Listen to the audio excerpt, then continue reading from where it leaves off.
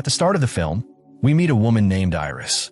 She's clearly been through something devastating. Her young son has recently died, and she's completely broken over it. You can tell she's emotionally drained and drowning in grief. She makes her way up a mountain to visit her child's grave one last time. The pain almost too much for her to bear. As she stands there, looking over the place where her boy now rests, she starts thinking about ending everything. She just doesn't see any way forward.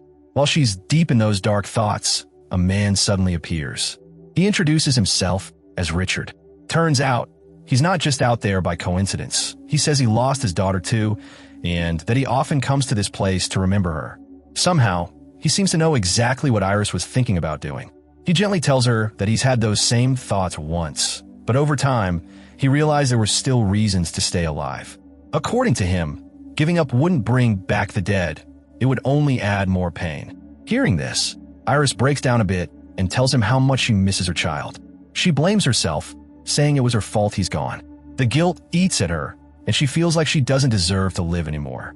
Richard doesn't argue, but instead makes a comment about how strange it is to think about dying on such a beautiful day. Then he just walks off, leaving her alone. Later on, Richard realizes that Iris is following him.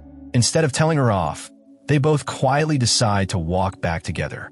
When they reach the spot where their cars are parked, Iris runs into a small problem. Richard's car is parked too close to hers, and she can't open the door. He offers to help, but something about him suddenly feels off, and she says no. That's when things take a dark turn. Out of nowhere, Richard hits her with a stun gun. Iris collapses, unconscious, and he shoves her into his vehicle. He drives for miles, deep into the forest, far away from anything or anyone. When Iris finally wakes up, she's still groggy and weak. She realizes right away that something's terribly wrong. She tries asking Richard what the hell is going on, but he won't answer directly. Instead, he just brings up how she was ready to kill herself earlier, like he's doing her some kind of favor. Iris doesn't buy any of it. Quietly, she reaches for a small knife she has on her and starts cutting the restraints. Then she lashes out, catching Richard off guard. He tries to keep driving while fending off her attacks, but he loses control of the car and crashes into a tree. Both of them survive with only minor injuries. Richard has a bump on his head, and Iris is bruised but okay. She grabs the knife and threatens to hurt him if he moves any closer. At that point, Richard drops a bombshell. While she was knocked out, he injected her with some kind of drug that's slowly going to shut down her body. First, her limbs will stop working, then she won't be able to breathe. She panics and bolts into the woods, even as Richard yells after her that running will only make the drug work faster. As she stumbles through the trees, she tries to calm herself by thinking about her son, about happier times when he was still with her. It gives her just enough strength to keep moving, but the drug starts doing its job. Her legs become weak, and soon she can't feel them at all. She crawls under a fallen tree, trying to hide, but then ants start crawling all over her. When they get to her face, she can't take it anymore and screams, which gives away her location. Desperate not to get caught again, Iris drags herself toward a nearby river and throws herself in. Richard calls after her, warning that she won't be able to keep her head above water for long, but she fights to stay afloat. The river is rocky and rough, but somehow she manages to ride the current until she washes up near a quiet bend. Now, completely numb and barely able to breathe, she lies motionless. Just when it seems like she's done for, a man mowing his lawn spots her. He rushes over, confused and concerned. Iris can't speak, but her eyes are open. She uses them to communicate, blinking to show she's aware. The man, realizing something's seriously wrong, picks her up and carries her into his house. He plans to call the cops, but before he can, there's a knock at the door. It's Richard. He's acting calm, pretending to be a concerned husband who just had a car accident and lost his wife. He says he doesn't have his phone and asks if anyone matching Iris's description has shown up. The old man is cautious, but still lets Richard in. Iris is frantically blinking, trying to tell him not to do it, but he doesn't pick up on the message. Richard starts snooping around the house. Luckily, Iris has somehow rolled herself off the wheelbarrow and hidden behind a couch cushion. Richard keeps up the act, telling the man how much he loves his wife and how scared he is of losing her. The old man seems to start believing him until Richard's phone rings. That's the moment when the man realizes Richard's story doesn't add up. He quickly changes his tone and says that maybe the police can help find the missing woman. Richard doesn't like that idea at all.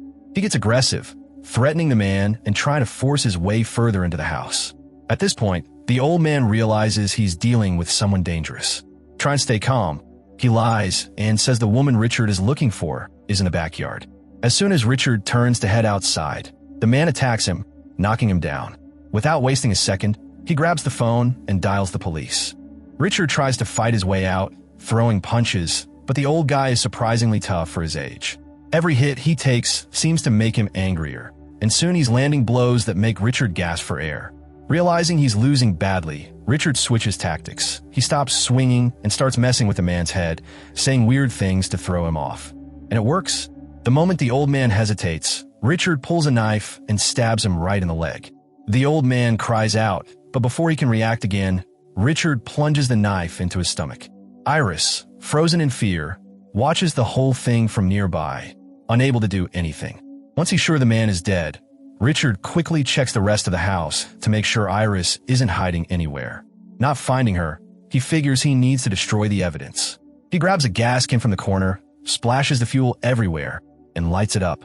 As the fire starts to spread, he catches a glimpse of something, curtains moving slightly. That's when it hits him. Iris must be behind that window. He rushes back in, picks her up like she's a bag of groceries, and heads out just before the flames take over. Instead of showing any guilt, he blames her, saying it's her fault he had to kill someone and burn down the guy's home. Richard drives them back to where his car crashed earlier. He starts preparing a call for a tow truck, hoping to sort things out before anyone notices. But then a police car pulls up. A young officer steps out, probably just doing a routine check, but Richard stiffens up instantly. He puts on his best concerned husband face and starts weaving a story. He says Iris is his wife, and they've been going through a tough time since losing their child. That's why she's been silent and acting weird. He adds that she's been drinking too much lately, which caused the crash, and now he's just trying to fix things. The cop listens, but something doesn't sit right with him.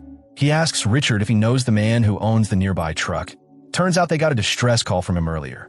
Richard lies again, saying they're just buddies and he borrowed the truck to help recover his own vehicle. Right then, inside the car, Iris slowly starts coming to. Her body is still weak, but she manages to lower the window and whisper for help. The officer hears it and immediately leans in to check on her. Richard panics and tries to stop him, but the cop tells him to back off. When Richard realizes he's losing control of the situation, he grabs a hammer-like tool and hits the officer hard.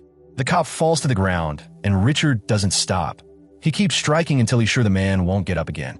It's a brutal scene, and Iris is helpless to stop it. Not wasting time, Richard drags the officer's body into the police car, sets it ablaze, and speeds off with Iris still trapped beside him. Now, completely shaken, Iris asks what he really wants from her, why he's doing all of this. That's when Richard opens up a bit. He talks about how he was in a bad car accident that killed his daughter, but he survived. While he was recovering in a hospital, lying in a bed for months, he started to think a lot about life and death. Something inside him snapped. He decided that instead of helping people heal, he'd help women who wanted to end their lives by taking control of the process, basically kidnapping them, using them as he pleased, and then getting rid of them. In his twisted mind, he saw it as doing them a favor. Iris sees a small chance and tries to inject him with a sedative, but her body still isn't working properly, and she fails. Richard notices what she tried to do and decides she's too much trouble to keep alive. He tells her it's time to take her to the final stage, meaning he's planning to kill her soon. They head toward a quiet lake, where a small boat is already waiting. Richard places Iris inside and starts rowing toward what he calls his perfect place to finish the job. Iris pretends to have given up. Crying softly, she tells him she wants one last thing before she dies. She asks if she can hold his dead son's toy, something she claims would bring her comfort in her final moments. Richard, caught off guard by the emotional request, doesn't suspect anything. As he hands her the toy, Iris makes her move. She had hidden a sharp blade under a cloth and stabs him hard in the jaw. Richard lets out a loud yell, pulling the knife out and trying to aim his gun at her. But in the chaos, she rocks the boat hard, making him lose balance. The gun falls into the water, and he tumbles in right after it. Desperate, Richard tries to climb back into the boat, but Iris is quicker. She grabs the gun just before it sinks and fires several shots into the water. Some bullets hit Richard, forcing him to go under. Unfortunately, her shaky hands cause some shots to punch holes into the boat's floor, and soon it's taking in water. As the boat starts to sink, Iris gathers her last bit of strength and paddles toward the shore. Somehow, she makes it. Soaked, exhausted, and broken, she looks back to the lake where Richard disappeared. Seeing no movement, she breathes in relief.